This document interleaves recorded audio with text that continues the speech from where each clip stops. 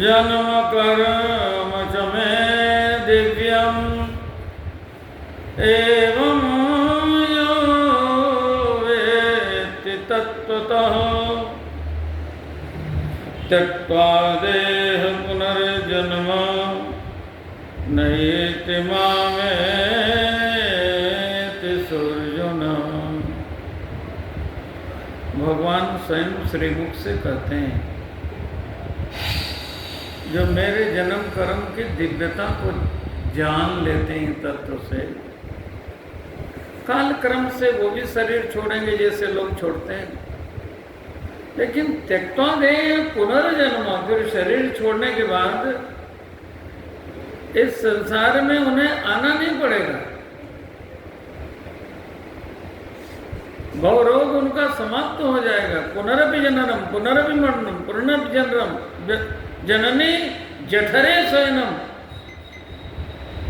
इस दुख से उन्हें छुटकारा मिल जाएगा। पुनर्जन्म नैति मामेति अर्जुन। नारद जी ने यही भवानी को सुनाया था। भवानी, शिव जी ने आपको कथा सुना दी होती तो बार बार आप जन्मती मरती क्या? और शिव जी आपके मुंड की माला पहनते क्या? सुन लो कथा। जो एक बार कथा सुन लेता है, न स गर्भगतः भूयः मुक्ति भागी न संशयः, फिर उसे गर्भ में नहीं आना पड़ता। आए तो मानवी माता के गर्भ से आए, 84 लाख योनियों में भ्रमण करके भटक करके प्राणी आया हुआ है। इसका प्रमाण है, कभी कुतिया के पेट से जन्म लिया, कभी गदई के पेट से जन्म लिया, कभी सूर्या के पेट से जन्म लिया, आज मानव बना है। मानव शरीर सप्तवित्तस्य काया हो, इसको बित्ता बोलते हैं। 7 बित्ते का, लंबा है, छोटा है, किसी भी साइज का कोई व्यक्ति हो, अपने इससे नाप लीजिएगा। 7 बित्ते का हर व्यक्ति होता है, और एक बित्ते में 12 अंगुल होता है। 4 4 4, तो 12 सतह कितना होता है? 84। इसका अर्थ होता है 84 पार करके हर व्यक्ति आया है। और अभी यदि कल्याण अपना नहीं किया तो फिर 84 में जाएगा। हमारे यहाँ लिखा हुआ है कि जो फांसी लगा के मर जाते हैं, गोली से मर जाते हैं, आग में जल के मर जाते हैं, वे शरीर के हत्यारे हैं। और जो अपना कल्याण नहीं कर लेता वो आत्महत्यारा है ना? भागवत जी में कहते हैं, न देहमाद्यम सुलभम सुदुर्लभम प्लवम सुकल्पम गुरुकर्णधारम मयानुकूलेन नभस्वतेरितम पुमान् भवाब्धिं न तरेत् स आत्मा। आत्मा आत्मत्यारा का ऐसे ठेठ भाषा में रामायण में लिख दिया गया।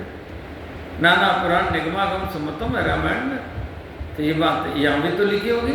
लिखा, जो न तरे भव सागर नर समाज अस पाई, सो कृत निंदक मंदमति आत्मा गति जाए।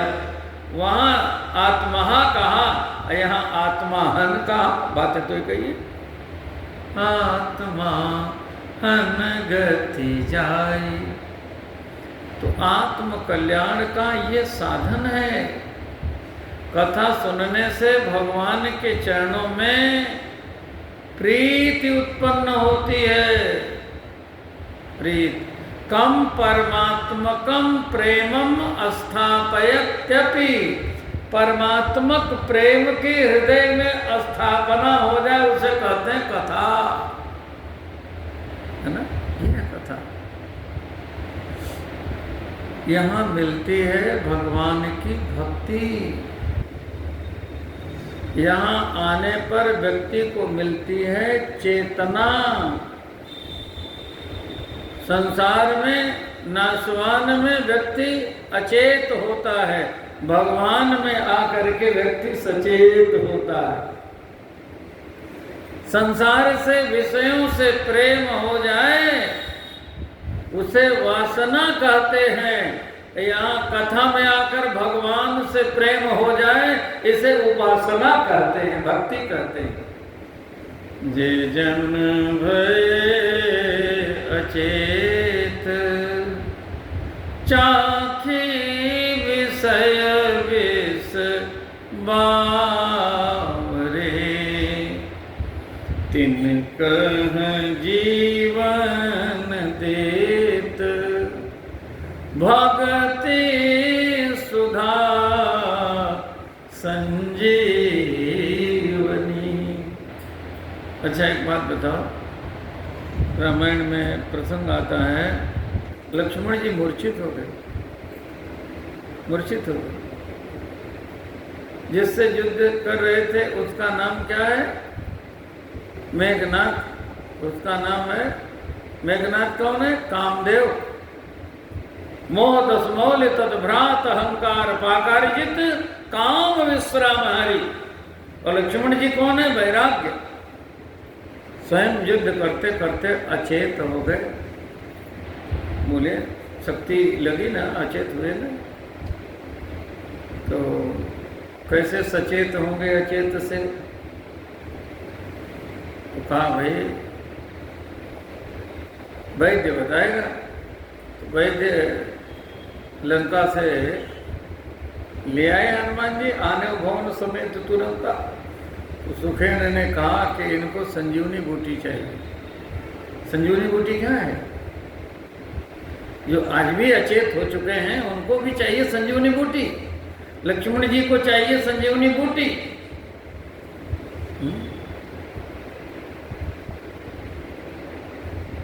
संजीवनी बूटी क्या है?